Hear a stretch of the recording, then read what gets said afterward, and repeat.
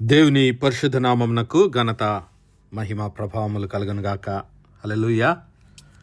ఈ అనుదిన బైబిల్ ధ్యానములకు మీ అందరినీ మన రక్షకుడు ప్రభు అయిన యేసు క్రీస్తుల వారి పరిశుద్ధ నామములో ప్రేమతో ఆహ్వానిస్తున్నాను. ప్రియులారా, యేసు క్రీస్తు ప్రభుల వారు మరి దేవుని రాజ్యమును గూర్చినటువంటి అనేకమైనటువంటి విషయాలు, మర్మములు ఉపమాన రీతిగా శిష్యులకు, తన యొద్దకు వచ్చిన జన సమూహం అంతటికి ఆయన బోధించాడు.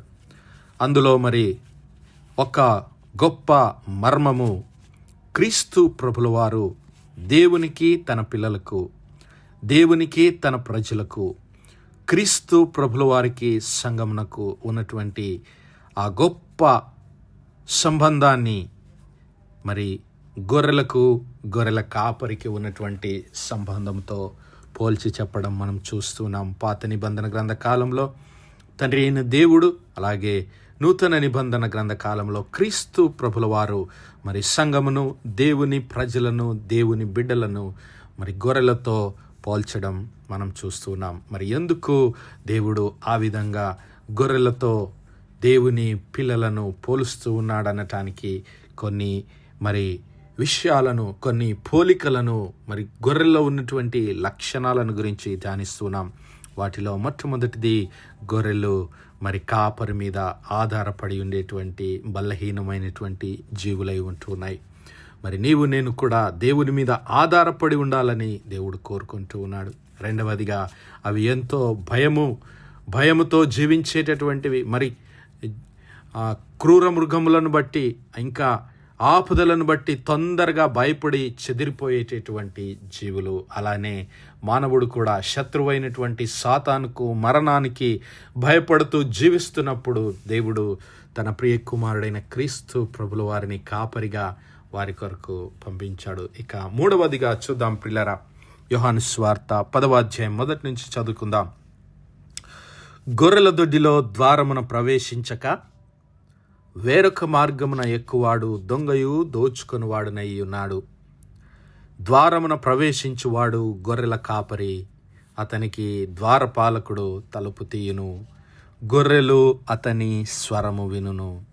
అతడు తన సొంత గొర్రెలను పేరు పెట్టి పిలిచి వాటిని వెలుపలికి నడిపించును. మరియు అతడు తన సొంత గొర్రెలనన్నిటినీ వెలుపలికి నడిపించినప్పుడెల్లా వాటికి ముందుగా నడుచును.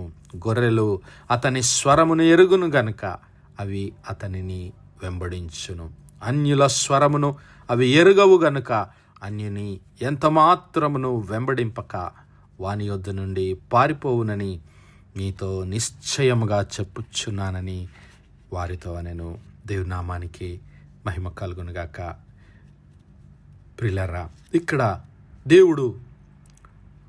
దేవుని ప్రజలకు, దేవునికి ఉన్నటువంటి ఆ యొక్క సంబంధాన్ని, క్రీస్తు ప్రభుల వారు మరి తన బిడ్డలకు, క్రీస్తు ప్రభుల వారు మరి తనను వెంబడించేటటువంటి సంఘమునకు, మరి తన ప్రజలకు ఉండవలసినటువంటి మరి యొక్క ముఖ్యమైనటువంటి లక్షణాన్ని ఇక్కడ వివరిస్తూ ఉన్నాడు. అదేమిటి అంటే ప్రియులారా, మరి గొర్రెల కాపరికి ఉన్నటువంటి సంబంధము. హల్లెలూయా. దేవుని ప్రజల మధ్యన ఉండవలసినటువంటి సంబంధము. ఇక్కడ గొర్రెల కాపరికి ఉన్నటువంటి సంబంధాన్ని గనుక మనం గమనించినట్లయితే ఆ గొర్రెల కాపరి యొక్క స్వరమును గుర్తించగలుగుతూ ఉన్నాయి. ఆ గొర్రెల కాపరి యొక్క స్వరాన్ని విని ఆయనను వెంబడిస్తూ ఉన్నాయి. ఆ గొర్రెల కాపరి స్వరాన్ని వెంబడిస్తున్నాయి, గుర్తిస్తున్నాయి అంటే మరి అవి ఆ గొర్రెల కాపరి యొక్క స్వరమును ఎరిగినటువంటివిగా ఉంటూ ఉన్నాయి. హల్లెలూయా. మరి అవి అన్యుల స్వరమును ఎరుగవు. ఒకవేళ అవి అన్యుల స్వరాన్ని విన్నాయి, అన్యులతో వెళ్ళిపోయాయి అంటే అవి మరి తమ స్వభావమునకు విరుద్ధముగా ప్రవర్తిస్తున్నాయన్నమాట. ఈ విషయాలే మరి దేవుడు అనేక సార్లు మన విషయాల్లో కూడా ఈ విషయాలనే దేవుడు హెచ్చరించాడు. మనందరికీ పరిచయం ఉన్నటువంటి లేఖన భాగము యెషయా గ్రంథము 53వ అధ్యాయంలో మరి ఆ స్వభావాన్ని విడిచిపెట్టినటువంటి గొర్రెల గురించి ఆయన మాట్లాడుతూ, ఇదిగో ఆయన స్వరాన్ని వెంబడించక ఆయన స్వరాన్ని విడిచిపెట్టి అన్యుల స్వరాన్ని వెంబడించినటువంటి గొర్రెలుగా మనమందరము త్రోవ తప్పి తిరిగిపోయామని దేవుడు సెలవిస్తూ ఉన్నాడు. యెషయా గ్రంథము 53వ అధ్యాయము 6వ వచనములో మనము అందరము గొర్రెల వలె త్రోవ తప్పిపోతిమి, మనలో ప్రతివాడు తనకిష్టమైన త్రోవకు తొలగెను. మనము కాపరి యొక్క స్వరాన్ని వెంబడించకుండా, కాపరి యొక్క స్వరాన్ని వినకుండా మన ఇష్టానుసారముగా తప్పిపోయిన వారి వలె ఉంటూ ఉన్నాము. ఎందుకు తప్పిపోయాము అంటే మరి కాపరితో మనము సంబంధాన్ని కోల్పోయాము, మన ఇష్టానుసారముగా జీవిస్తూ ఉన్నాము. ఎప్పుడైతే ఆ గొర్రె కాపరి స్వరాన్ని వినకుండా అన్యుల స్వరాన్ని వింటుందో, అన్యుల స్వరాన్ని విన్నప్పుడు అది త్రోవ తప్పిపోతుంది, మందలో నుంచి దారి మళ్లించబడుతూ ఉంది. మరి అది అన్యుల స్వరమే కావచ్చు, మరి అది ఆ గొర్రెకున్నటువంటి మరి ఏదైనా ఆశ, దురాశనే కావచ్చు. మరి ఆ గొర్రెకు ఏదైనా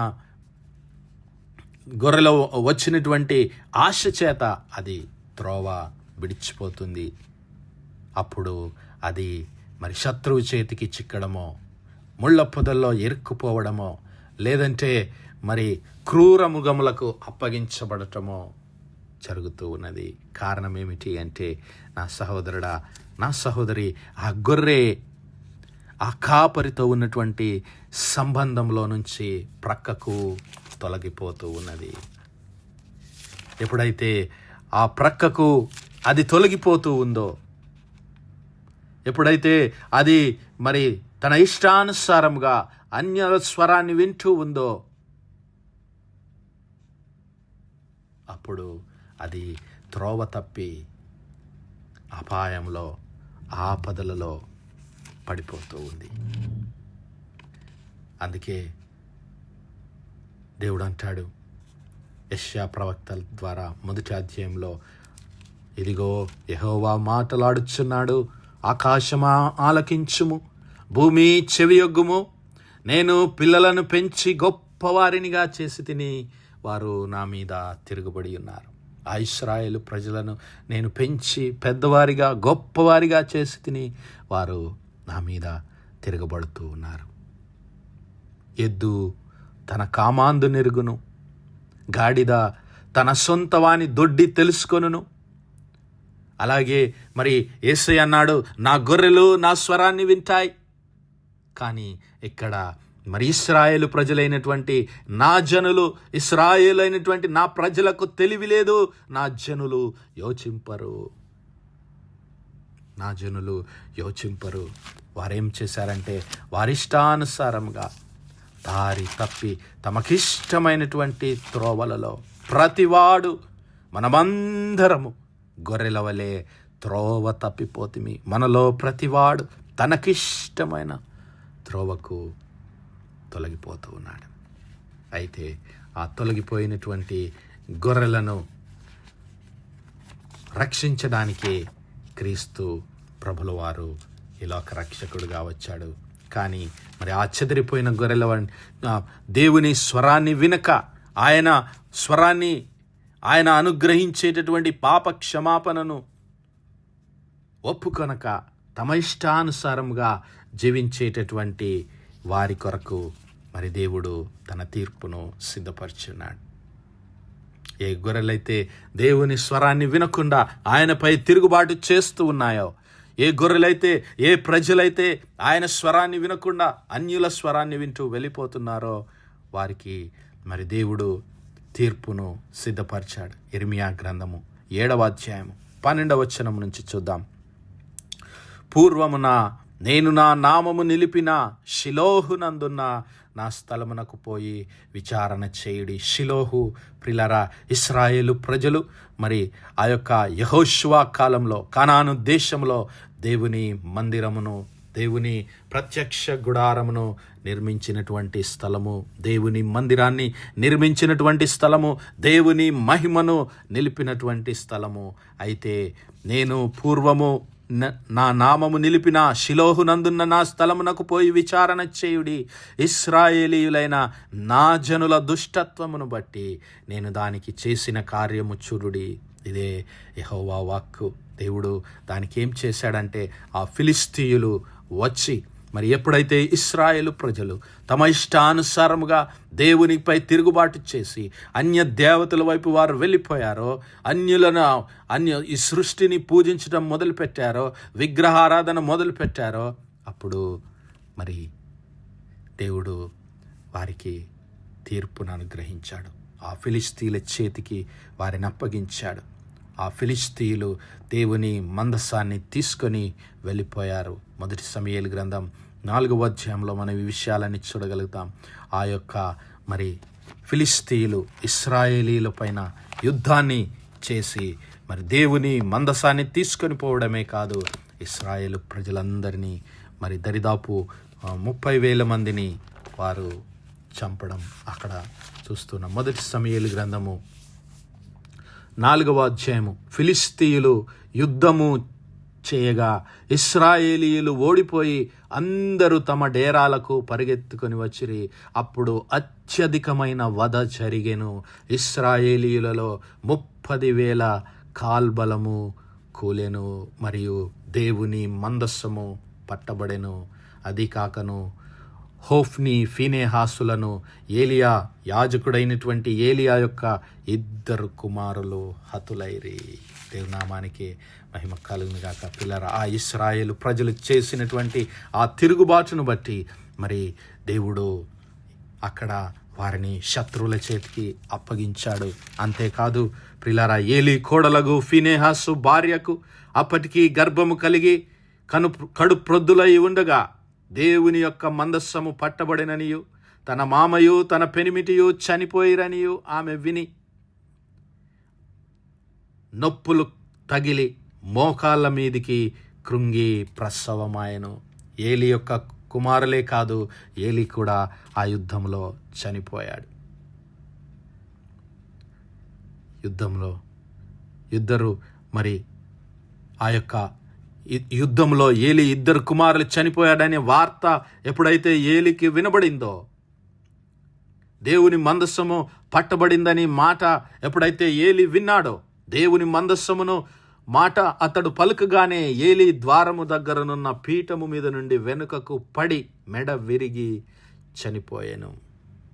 ఆ యొక్క బాధ వేదన తట్టుకోలేక దేవుని మందస్సం పట్టబడిందని, తన 2 కుమారులు చనిపోయారని, ఇదిగో దేవుని మహిమ అక్కడి నుంచి వెళ్ళిపోతుందని మరి హృదయ వేదనతో ఏలీ అక్కడి నుంచి ఆ యొక్క పీఠం మీద నుంచి పడి చనిపోవడమే కాదు పిల్లరా, అతని కోడలు కూడా మృతి నొందుతూ ఆమె ఏమంటుందంటే, ఇదిగో దేవుని మందస్సం పట్టబడినదని సంగతి విని తన మామయు పెనిమిటియు చనిపోయిన సంగతి తెలుసుకొని దేవుని ప్రభావము ఇశ్రాయేలీలలో నుండి పోయినని చెప్పి తన బిడ్డకు ఈకాబోదు అని పేరు పెట్టాను. తనకు పుట్టిన కుమారునికి ఈకాబోదు అనగా దేవుని మందస్సము పట్టబడింది, దేవుని మందస్సం వెడలిపోయింది అనేటువంటి పేరు పెట్టి, ఇదిగో దేవుని మందస్సం పట్టబడిపోయినందున ప్రభావము ఇశ్రాయేలీల నుండి చెరపట్టబడిపోయినని ఆమె చెబుతూ వేదనతో ఆమె కూడా మరణిస్తూ ఉంది. ప్రియులారా, దేవుని సన్నిధిలో యాజకత్వం జరిగించే ఆ కుటుంబం అంతా నాశనమైపోయింది. దేవుని మందస్సము పట్టబడింది. కారణం ఏమిటి అంటే, దేవుని ప్రజలైనటువంటి ఆ ఇశ్రాయేలు దేవుని స్వరాన్ని వినకుండా మరి దేవునిపై తిరుగుబాటు చేశారు. కాబట్టి నేను దేవునిపై తిరుగుబాటు చేయవారంగా కాకుండా దేవుని స్వరాన్ని వినగలిగినటువంటి మరి నమ్మకమైన మరి దేవుని పిల్లలుగా జీవిద్దాం. అట్టి కృప, అట్టి ధన్యత దేవుడు మనందరి జీవితాల్లో అనుగ్రహించునుగాక. ఆమేన్, ఆమేన్, ఆమేన్. ప్రార్థించుకుందాం. పరిశుద్ధుడా, మహోన్నతుడా, కృపగల దేవ, జీవము కలిగిన మా తండ్రి, సైన్యంలోకి అధిపతియగు మా యెహోవా దేవ, మీ కృపా కనికరాలను బట్టి మరొకసారి మీకు వందనాలనైనా. మీ యొక్క పరిశుద్ధాత్మ ఆదరణ సహాయం ఎల్లవేళలా మాకు తోడుగా ఉంచి నడిపిస్తున్న తండ్రి, మీకే స్తుతులు స్తోత్రాలు. అవునయ్యా, మీ ప్రియ కుమారుడు మా ప్రభువైన యేసు క్రీస్తుల వారి స్వరాన్ని మేము విని మిమ్మల్ని వెంబడించే కృప మాలో ప్రతి ఒక్కరికి దయచేయమని, మంచి గొర్రెల వల్ల మీ సన్నిధిలో జీవించే కృప అనుగ్రహించమని యేసు నామములో అడుగుతున్నాము తండ్రి. Amen, amen, amen. God bless you all. Praise the Lord. Shalom.